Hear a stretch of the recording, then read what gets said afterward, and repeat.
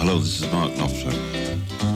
The first time I heard Chet, I was probably about 14 or 15, and I just assumed it was multi-tracking and that it was impossible to play all those notes at one time on a guitar, so I just didn't think it was possible. I suppose I was trying to do things like... And I thought it was probably the sum total of my musical ability on the guitar, but if I heard...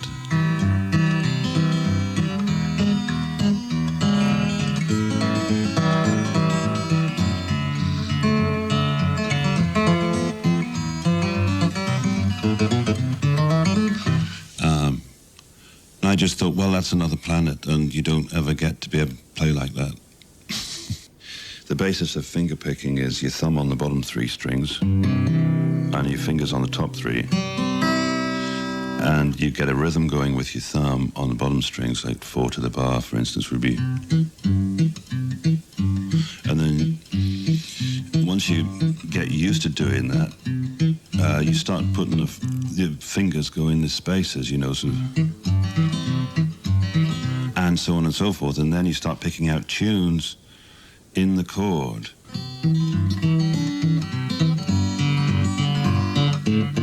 And so on. And you play ragtime, you learn how you develop it and build on it until you can do all sorts of things. In fact, the first time I heard him playing, I think it was Lady Madonna, the Beatles song, and he played Lady Madonna, but he also did the whole thing bass line, you know. So there was, you know...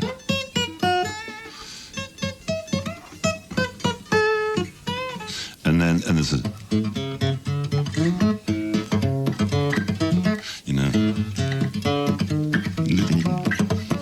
and he's doing the whole two of them together. And then he did a thing where he's playing some of the mind-boggling bit of, you know, circus stuff. What was it? He plays Yankee Doodle Dandy and Dixie at the same time. And I remember some folk worthy, I can't remember his name, who plays things like this, you know.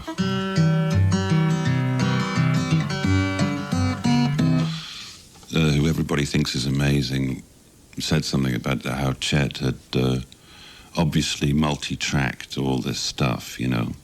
And it's the only time I've ever known Chet be upset. And he actually wrote into this particular publication, whoever it was, and said, so-and-so must, you know, should understand that, you know, there was no double tracking and, you know, with practice, it's perfectly possible to...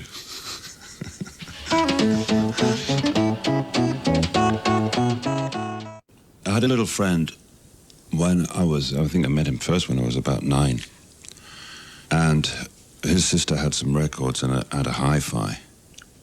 Amongst those records were the Everly Brothers. And the Everly Brothers became an incredibly important part of my musical background, and he would be one little Everly and I would be the other one.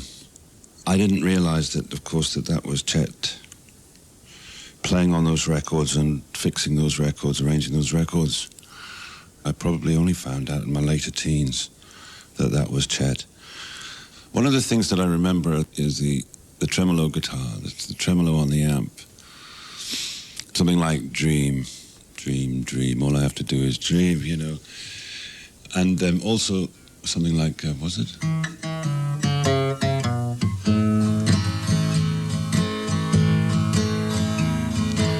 We used to have good times together, you know, and then there's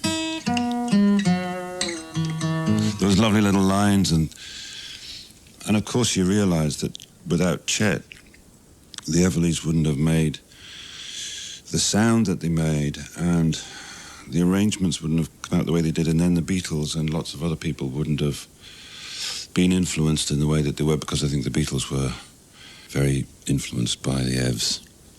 And so then you can say, it's quite fair to say that Chet's had a bearing on the way that we actually comprehend, the way that we have learned to listen to popular music. Bye-bye love, bye-bye happiness, hello loneliness, I think I'm gonna cry.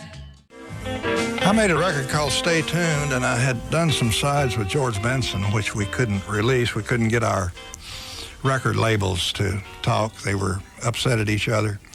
But I got permission to use 2 of the tunes in Stay Tuned. Then Earl Klugh had me play on some of his records, and I thought, well, he owes me one, so I got him to play. And then the producer, David Hungate, great bass player from Toto, he suggested, well, so, I can get Larry Carlton and a lot of these guys to play on it. So we got other players to play on it, and I was out in a store getting some speakers put in my car, and some Mark Knopfler, some Dire Straits albums laying there, and I played one of them, and I thought, I believe that guy has heard me. I believe he sounds like me in certain areas. And so I told my manager, I said, a guy I really admire, I think he plays great, is Mark Knopfler. I wish I could get him on this album. And he said, well, I know his manager, Ed Bicknell, said, I'll call him. So he called me back and says, call Mark at 6 o'clock tonight. So I called Mark, and Mark told me later, right before the call was going to come, he took a big snort of bourbon or something. Yeah, man, it's not every day that Chet Atkins calls you up and asks you to play guitar with him on a record, That was the real thrill. And I went straight over there, and Chet met me at the airport, and, straight off something to eat, and we just started playing, and he had a player that with him, a friend of his called Paul Yandell, who plays live with Chet all the time. And when we started playing, Chet said, hell, Paul, he said, look at the length of that thumb. Look at his thumb. And I'd never really looked at my thumbs before.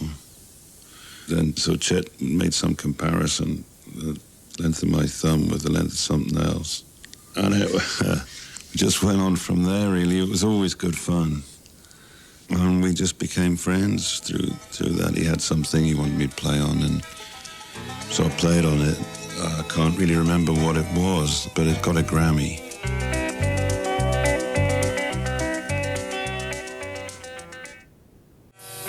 Because Chet and I were both pickers, I suppose, that we had that certain amount of common ground, and plus we both used to fall asleep practicing, so I suppose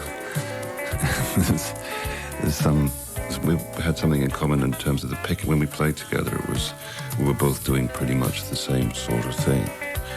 The 2 albums that Chet made that made most impression on me were the albums that he did, the one Merle Travis and the one with Les Paul, so Chester and Lester. And those 2 are the ones that I probably had most pleasure out of. And I think those 2 records I like very much because they seem to be nice and loose and quite happy records, and fairly rootsy, and not too much in this easy listening jazz thing that Chet would be attracted to every now and again. And when it was time for us to make a record, I was interested in Chet's country roots much more than this jazz thing, and I didn't mince my words, about that.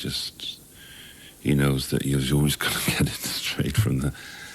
So with me, I'm going to tell him what I think, and I just really thought that he should get away from this easy listening jazz music stuff, and I couldn't stand it then, I can't stand it now, and he knows that.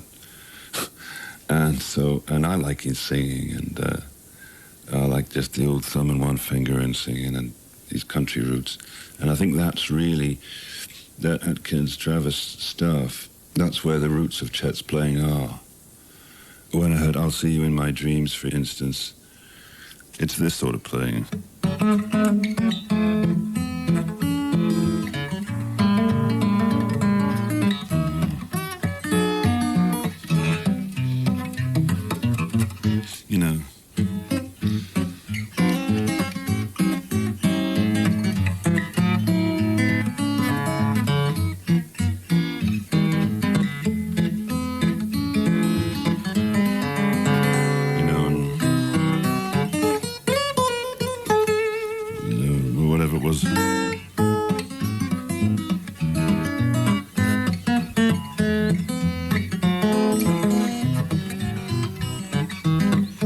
So it's an old tune, but nice to pick. You play at a little higher level, I think, when you play with somebody else, because you try a little harder. maybe to impress the guy you're playing with, and you try to come up to his level and so on, and you try to play things that will inspire him to play licks off of what I've played. And yeah, it's a great experience, especially if you're around a friend who admires you like he admires me and like I admire him. I think he's one of the great players around. He doesn't know it, you know. He doesn't think he's a great player, but he is. And so it's great to play with musicians of his caliber.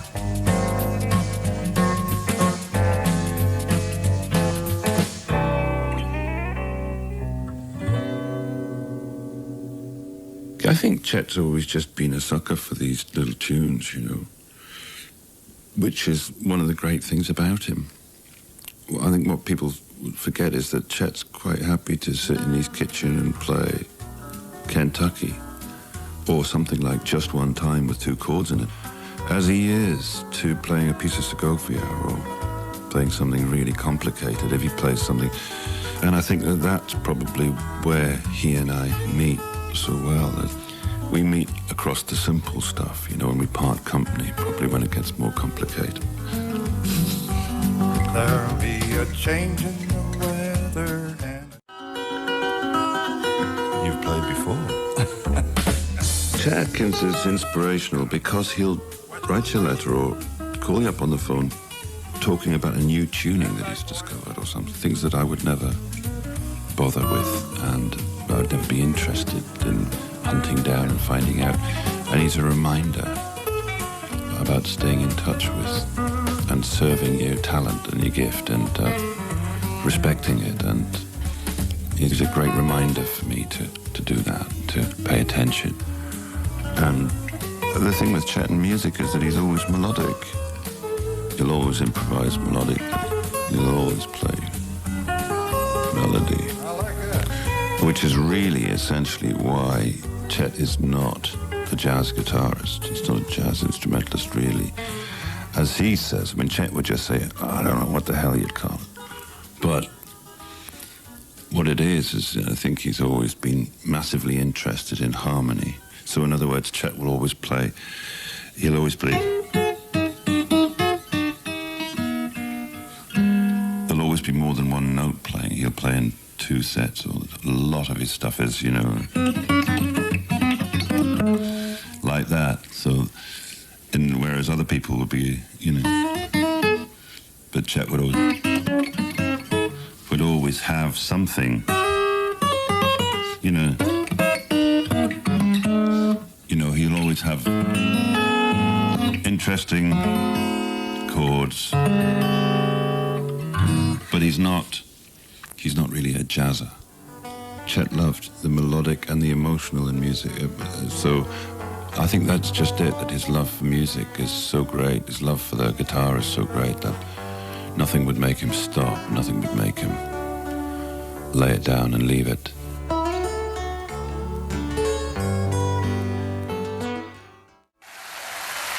He's full of jokes, you know, and every time that we're on the telephone, he'll always tell me a joke.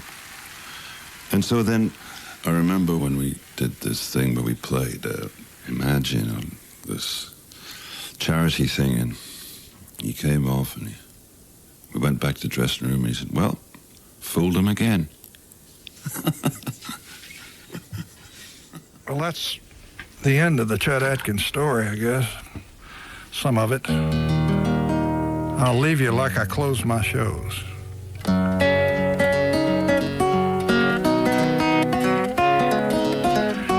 I'll tune up after I get through with this.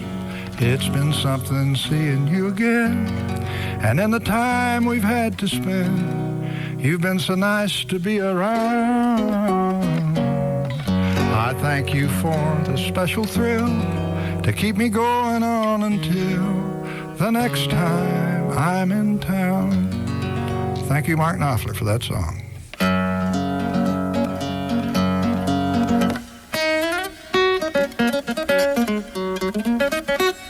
You've been listening to Chet Atkins, certified guitar player. The interviews were by Pete Frame and the producer Kevin Howlett. And the program is a Howlett Media production for BBC Radio 2.